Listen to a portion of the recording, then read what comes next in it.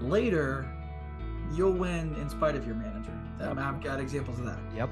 But early on, who you go to work for really matters. And what I see is people are asking questions about management style. Like, are you going to micromanage me? You know, how do you like to manage people? Like, no. Don't worry about any of that stuff. What you want to know is, are they winners? Have they won something? What have they accomplished? If you go to work for somebody who's been on P clubs as a rep and then P clubs as a manager, the rest of it takes care of itself. They're winners. And remember what their job is. It's not to manage you. Their job is to come in and get deals unstuck and to get you resources that you need when you need something. That's their job. They're there to help you. Right. They're not there to manage you. So asking them about management style, those type of things is a waste of your time, and that's not the right question. The second thing I would say is you can only be as honest as your boss. I cannot remember. There is this really weird small little book about success. It's like a self-published thing. I can't remember the guy's name. I'll find it.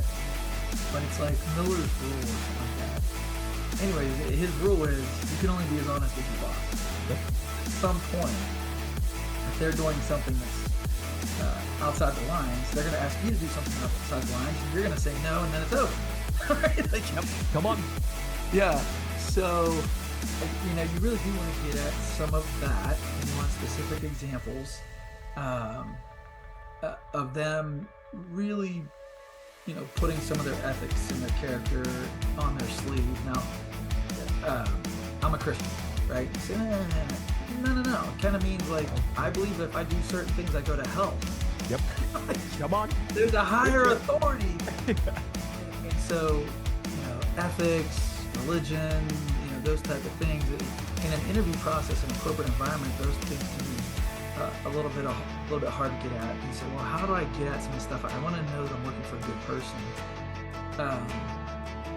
You know, you want to ask, do they have family? What do they do on the week? Who are they on Saturday? Who are they on? You ask them to give you a specific example where they actually found themselves in their own ethical, moral dilemma with somebody, and like, what was the story? And what did they have to do? And why did they have a problem with that? Like, that's the question you want to ask is, if they say there's an issue, don't assume that you know why that was an issue. Like, help me out. Why was that an issue? Yeah. What I'm asking for is, by what standard? Yep. I want to work for people who have a standard that transcends themselves. I don't want them to be the standard. I don't want them to say, well, you know, I just don't believe that's right. Yep. Like, that's not the right answer. I need you to point to something, someone, some system outside yourself to which you hold yourself accountable, to which, you know, you're under authority. You want to work for a tyrant? Work for somebody who can't point to an authority outside themselves. Mm-hmm. And if they don't find themselves under some kind of authority, or they don't point to a standard that never deviates, then you always find yourself asking, well, by what standard? And you're going to be shocked when you get there and things aren't what they told you. And it's like, well, we moved the goalpost because we can't. Yep. Because it's my job. Like, it's mine. It's mine. So I don't see this all the time, but I see it less in corporate environments than I do in distributorships, because distributorships work like little fiefdoms. Yep. And unfortunately, there's not the same accountability structure there. So you just have to know that going in to be aware. 1,000%. The other thing I would say is, when you're thinking about the company and the opportunity, this is a little cheat here, little tip. There's something called a whole product. And if you're evaluating, let's say you have 3 offers and you're trying, like, the manager's good, the company's good. Now it's gotten down to the product. Like, okay, which product is better and help me make more money and that type of thing. Ask yourself 5 questions, or somewhere in the interview process, get this out of them. Is the product proven safe? Is the product proven effective? Is the product easy to use with broad applications? Is the product durable? Do you have the 3-year, 5-year, 7-year data? Has that been published yet, or is it on its way? Is it not out yet?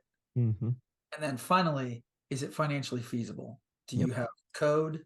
Do you have coverage? Where are you in that process? Obviously, I do a lot of startup.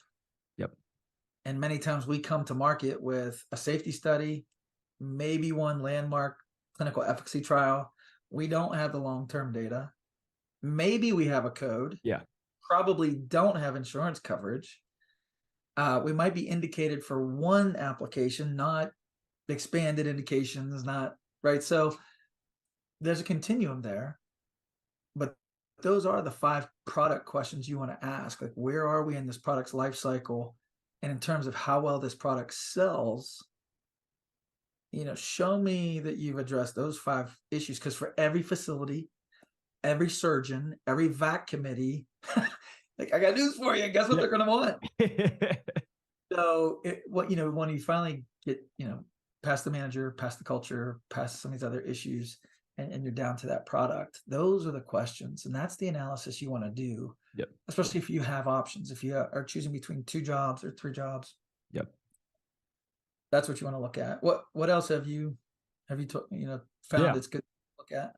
Yeah, no, a couple things that I just wanted to mention that you stated is I get so passionate about the one of look at what they've accomplished, right? Because you can't go farther than somebody has already been, right? So for example, if you're looking at a manager and that's who you're trying to learn from, if they've never been a president club winner, it's going to be pretty hard for them to teach you how to be a president club winner, right? And now here's the one thing that you also have to understand though, and this is what I get very passionate about as well.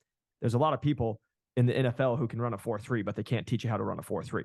So what you have to look for is the person who's been able to do it and then been able to help others do it. So they are proven to be able to teach it and pass it down, because so many people will be able to be like, oh, I've done this. And that's been my biggest thing of what we do, right? There's people that will try to help you break into medical device sales. At this point, I've been able to help. Not only have I done it, I've got the offers, I've had success, I've closed the big deals, but also I've helped 1,300 plus other people do it. So now I know we can do it. I've been coaching forever. So the reason I'm just saying that to you guys, Jason made such a great point, is when you guys are looking at those opportunities, whether you're a first year, your first time trying to break in, or you're somebody who is your first year and you're trying to go to that next level, who you're going to be around matters. And have they been able to have success themselves, but also teach others on that team who have been able, because the best managers that I see will talk about their past success stories with their reps, that they helped them, they trained them, they had so much success that they actually got promoted somewhere else. They promoted in the company or they promoted somewhere else because of the success that they've had. And that's a great track record